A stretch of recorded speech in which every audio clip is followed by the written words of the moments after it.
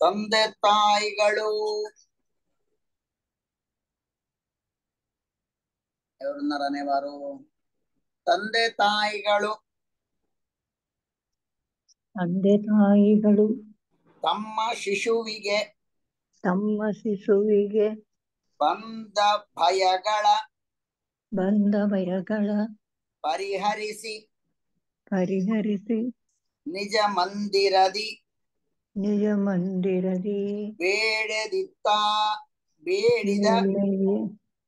ಬೇಡಿದ ತನಿತ್ತಾದರದಿ ಇತ್ತಾದರಿಸಿ ಒಂದದಲ್ಲಿ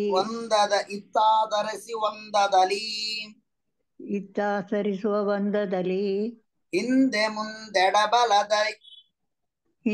ಮುಂದೆಡಬಲದಿ ಒಳಹೊರಗೆ ಇಂದಿರೇಶನು ತನ್ನವರ ಎಂದೆಂದು ಸಲಹುವ ಆಗಸದ ಎತ್ತ ನೋಡಿದರು.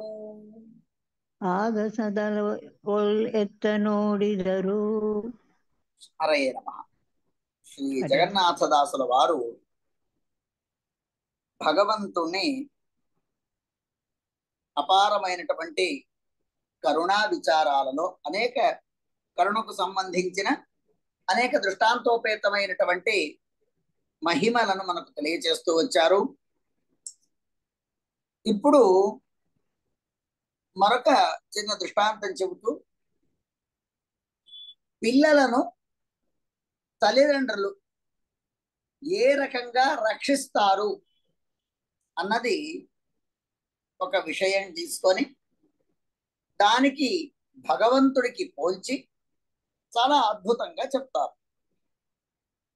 ತಂದೆ ತಾಯಿಗಳು ತಮ್ಮ ಶಿಶುವಿಗೆ ಬಂದ ಭಯಗಳ ಪರಿಹರಿಸಿ. పిల్లలకు తెలియనటువంటి ఎన్నో విధాల భయాలు అప్పుడప్పుడు ఏర్పడుతూ ఉంటాయి. చిన్నతనం, వాళ్ళకి ఏం తెలియదు. ఈ తల్లిదండ్రులు వారికి వచ్చినటువంటి ఆ ఆపత్తును ఏ రకంగా పరిహరిస్తారు అన్నటువంటి దానికి ఈ పద్యంలో చివరిలో ఒక మాట అన్నారు దాసుల వారు, ఒక పదం పెట్టారు. తన్నవర నెందెందు సలహువ ఆగసద ఓలెత్త నోడిదరు. ఆగస అని అంటే ఆకాశము అని అర్థం. భగవంతుడు ఇక్కడ కన్నడంలో ఆగస, మన తెలుగు వ్యవహారంలో ఆకాశ, సంస్కృతంలో కూడా దాన్ని ఆకాశ అని అంటారు. భగవంతుడు కూడా ఆకాశ శబ్దవాచ్యుడు. ఎలాగా అని అంటే ఉపనిషత్తులలో, బ్రహ్మసూత్రాదులలో భగవంతుణ్ణి ఒక సూత్రంతో పిలిచారు. ఇక్కడ నేను ప్రస్తుతం కృష్ణాచార్యుల వారిని, ఎక్కడున్నారు కృష్ణాచార్యులు? ఇక్కడ ఉన్నారు. ఓకే, కృష్ణాచార్యుల వారు బ్రహ్మసూత్రాల్లో ఆకాశం గురించి ఒక సూత్రం వచ్చింది. మీరు పాఠం చదువుతున్నారు కావున ఆ సూత్రం ఏమైనా చెప్పగలరా? సూత్రం చెప్పండి, అర్థం అక్కర్లా. ఆకాశ స్థలింగాత్వం వేసుకోవచ్చు ఒక 4 వీరతాడులు మీకు. వీరతాడులు అని సరే. ఆకాశ స్థలింగాత్వం అన్నటువంటి బ్రహ్మసూత్రంలో ఆకాశ శబ్దవాచ్యుడైనటువంటి వాడు ఎవరయ్యా? మనము పిల్లలకి పేర్లు పెడతాం, ఆకాశ అని పేరు పెట్టుకుంటాం. ఆకాశం అంటే జడభూతమైనటువంటిది, మనకు కంటికి కనిపించే నీలిమయమైన ఆకాశం అని అర్థం కాదు. పిల్లలకి ఎవరికైనా నిప్పు అని పేరు పెట్టుకుంటామా చెప్పండి? లేదే, నిప్పు అని ఎవడు పెట్టడం. అగ్నివేశ్ అని ఎవడో ఉన్నాడు. భూమి అని పేరు పెడతారు. జల అని ఎక్కడా లేదు, జలజ ఉండొచ్చు. అలాగా ఆకాశ అన్నటువంటి పేరు, ఈ పేరు భగవంతుడికి అన్వయించేటువంటిది. ఎంత విశాలమైనటువంటిది, ఎంత గొప్పదైనటువంటిది ఆకాశము అని అంటే, మన కంటికి కనిపించనటువంటిది అవ్యాకృత ఆకాశం ఉంది. ఆ ఆకాశ శబ్ద వాచ్యుడైనటువంటి వాడు ఆకాశమంతట కూడా వ్యాపించినటువంటి వాడు. ఆకాశ శబ్ద వాచ్యుడు అవును, వ్యాపించిన వాడు అవను.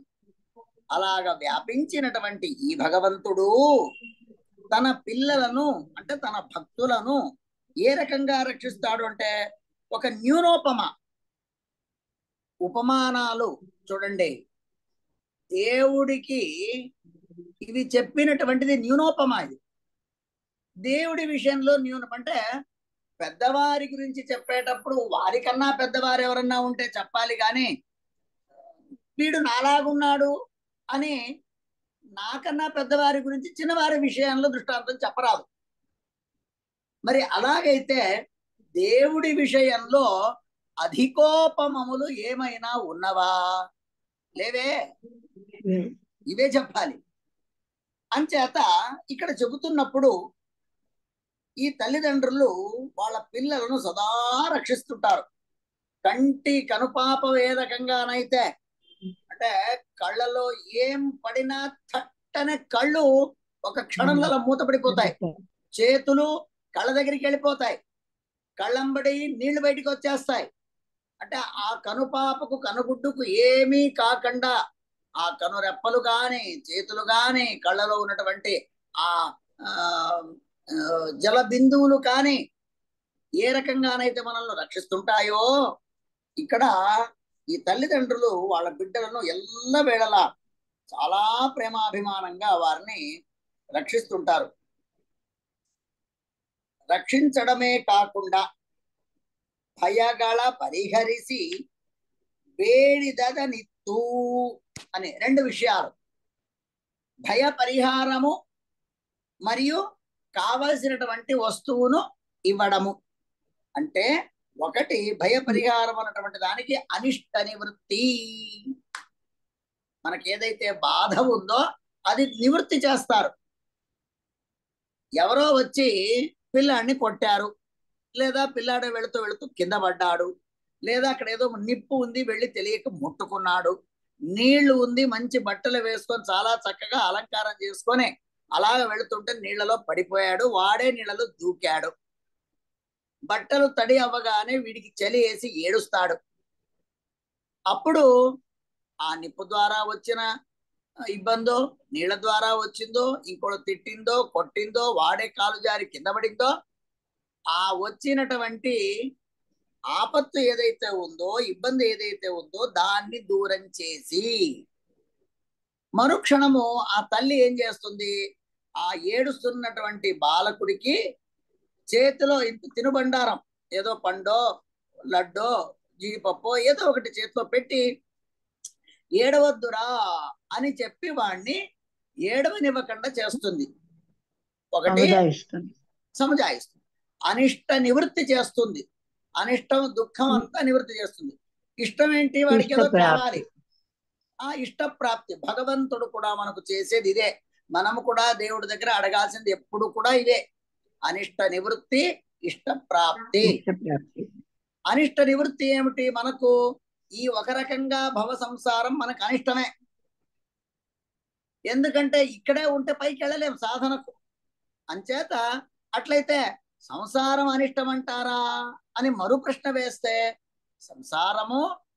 సంసారంలో కొన్ని విషయాలు మనకు అనిష్టమే తప్ప ఈ సంసారంలోనే ఉండి జపతప సాధన అనుష్ఠానం చెయ్యాలే తప్ప ఈ సంసారాన్ని వదిలి నేను త్రిశంకు వలె అటు స్వర్గానికి లేక ఇటు భూమికి లేక పాతాళానికి లేక ఎక్కడో మధ్యలో ఉండిపోతానంటే కుదరదు.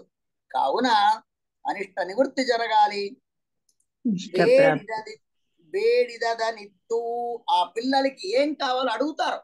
ఏడుస్తున్నప్పుడు మారం చేస్తున్నప్పుడు నాకు ఇది వద్దు అది కావాలి అంటాడు.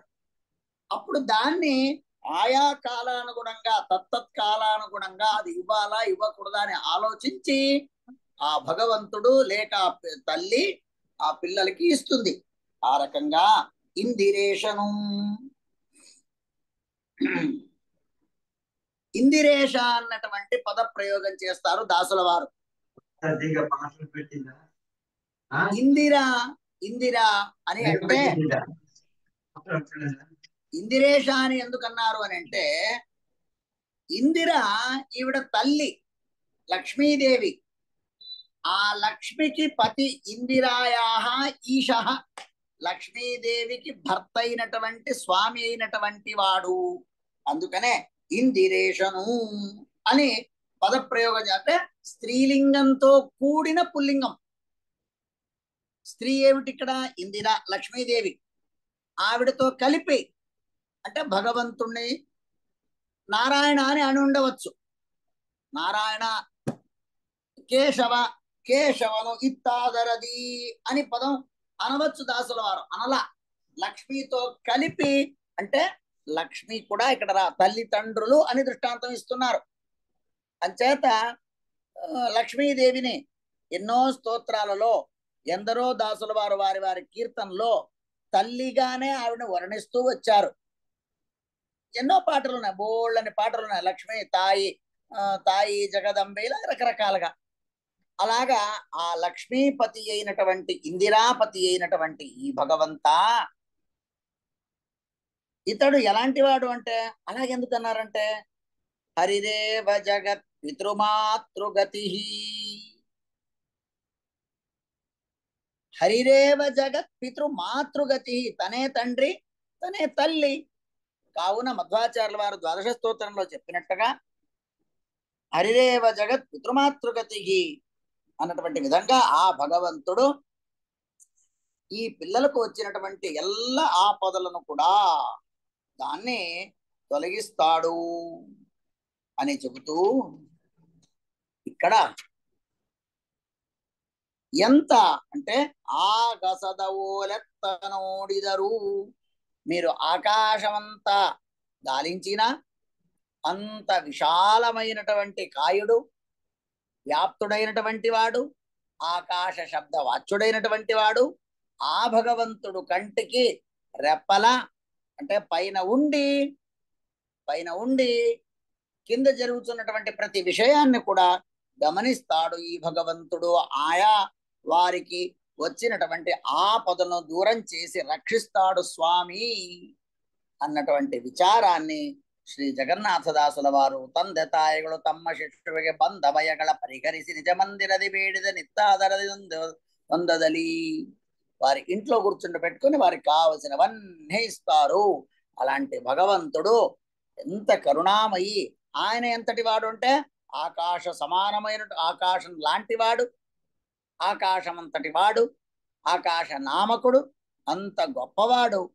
మనము ఆ భగవంతుడి దృష్టిలో అత్యల్ప అత్యల్ప అత్యల్ప, ఇంత అల్పీయుసులమైనటువంటి మనము ఆ భగవంతుడి ధూళికి కూడా మనం సరిపోనటువంటి వారం. అలాంటిది మనల్ని కూడా భగవంతుడు రక్షిస్తాడు అంటే ఇది కూడా భగవంతుడి యొక్క కరుణ. ఏను కరుణాಳು మత్తేను భక్తరాధీన అని పూర్వ శ్లోకాల్లో చెప్పినట్టుగా అలాంటి భగవంతుడు మనల్ని కరుణాపూర్ణ వరప్రద చరితం జ్ఞాపయమేతే అని ద్వాదశ స్తోత్రంలో కూడా మరొక ప్రసంగంలో ఆచార్యుల వారు అంటారు, కరుణాపూర్ణ వరప్రద చరితం జ్ఞాపయ, నీ యొక్క కరుణాపూరితమైనటువంటి చరిత్ర ఏదైతే ఉందో దాన్ని మాకు తెలియచేయి అని అక్కడ స్తోత్రంలో చెప్పినట్టుగా శ్రీ జగన్నాథదాసుల వారు ఆ భగవంతుడి యొక్క కరుణామయమైనటువంటి విచారాలను మనకి ఇక్కడ తెలియచేశారు. హరయే నమః. శ్లోకాభిప్రాయ శ్రీకృష్ణార్పణమస్తు. జై శ్రీరామ్. జై శ్రీరామ్. నమస్కారం అండి ఆచార్యుల వారు. నమస్తే.